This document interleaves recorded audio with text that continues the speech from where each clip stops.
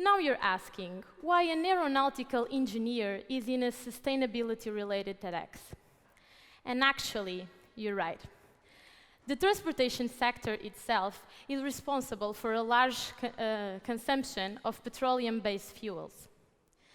Nowadays, energy plays an important role in the social and economic development of every country. Fossil fuels have to be replaced by renewable sources of energy as soon as we can.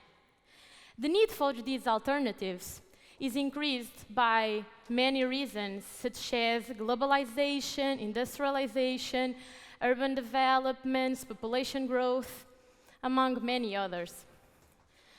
The world's energy consumption grows between 1% and 2% per year, and unfortunately, fossil fuels are the most used energy source. As you can see, in 2015, petroleum was responsible for 33% of the world's energy consumed, followed by coal and natural gas. Renewable sources of energies contribute in less than 10%, and that have to change. Now you're asking again, why the transportation sector, which consumes about 54% of the world's petroleum resources, has to do with this problem. So let's go back to my world. Beautiful planes flying in the sky, taking you to your dream vacation or to your loved ones, helping you to see the world and all its wonders. The amazing view from your window, so many clouds, a beautiful sky, and a significant amount of CO2 emissions worldwide. Yeah, that stuff. The aviation is supported by fossil fuels, which produce a large pollutant emissions. The humans are in desperate need of alternatives to that. Concerning the environmental concern of the modern world, aviation needs to be supported by sustainable sources of energies. As many of you know, solutions using electric or solar energy have been investigated and applied to small aircraft, but they can't be implemented in civil aviation. Actually, we will need 20 or 30 years for that to be accomplished. And believe me, I am being extremely positive. A possible immediate solution, or at least a quite fast solution, could count with the implementation of biofuels in civil aviation. Notably, when I tell that to my friends, they usually look at me with that weird face like, "Are you out of your mind?" And the answer is no, I am not. Hydroprocessed vegetable oils have, in fact, potential to be used in civil aviation. I am currently developing a study with the goal of implementing biofuel in civil aviation as soon as possible. In these experiments, I use mixtures with biofuel and jet fuel, since the current legislation only allows fuel mixtures with at least 50% jet fuel. Yeah, we are not stop using petroleum-based fuel, but just imagine how significant will be for the environment if we could replace even 5% of conventional jet fuel by sustainable biofuel. Will this save the planet? No, of course. Many sustainable measures have to be implemented, and in many areas. However, it will certainly help. And now imagine if we can replace 50% of jet fuel with biofuel.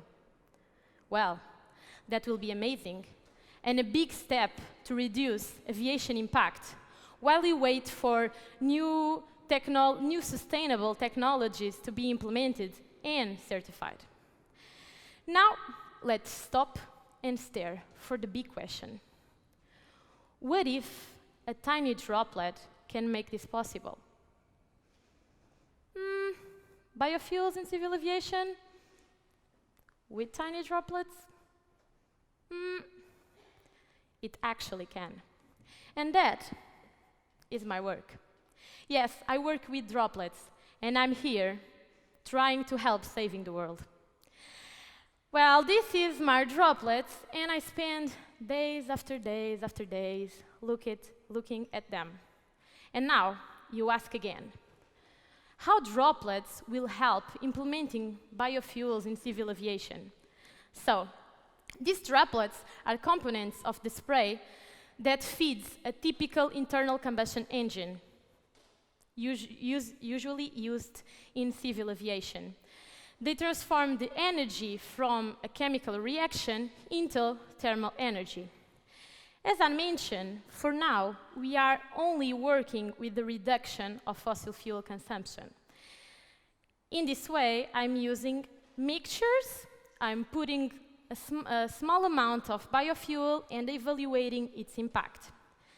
To achieve that, the physical and chemical processes are separated, and we start, of course, by the first, the atomization and the impact, followed by the evaporation component, and then the chemical reaction.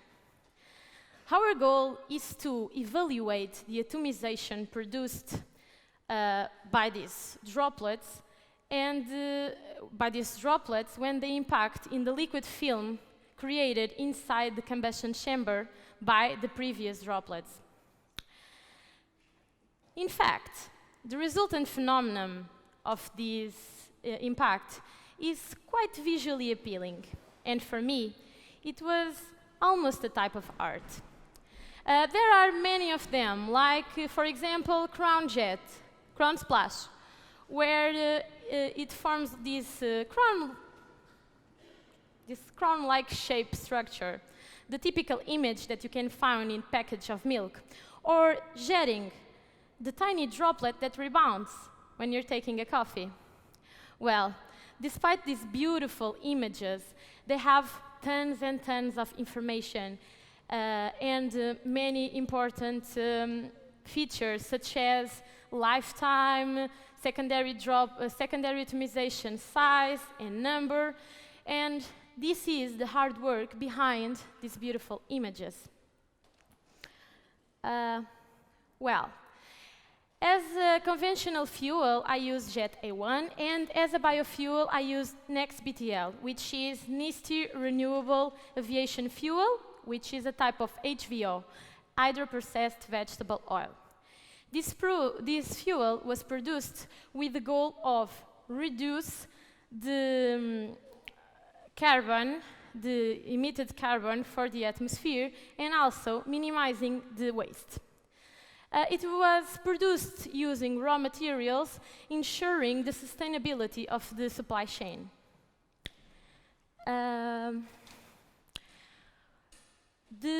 After all these impacts and tests, we will then achieve if there are significant differences between the dynamic behavior of the different fluids. So I used 3 mixtures. First, 100% jet fuel. Then a mixture with 75% jet fuel and 25% HVO. And another mixture with 50% of each type of fuel. What I conclude with this? In terms of dynamic behavior between the 100% jet fuel and the 75-25 mixtures, they were quite similar. Physically speaking, the differences are minimal. Considering the 50-50 mixture, there are several differences. However, for certain impact conditions, we can have a behavior similar or at least closer to the fossil fuels. So one of the conclusions is, at least for a concentration of 25%, biofuel could be successfully implemented in civil aviation. This will be a big step for aviation, of course, if industry supports this idea. It will be nice, though. So, aviation is an industry where the safety and security of the passenger is our primary concern. So all of these studies have to be validated, certified, and then implemented.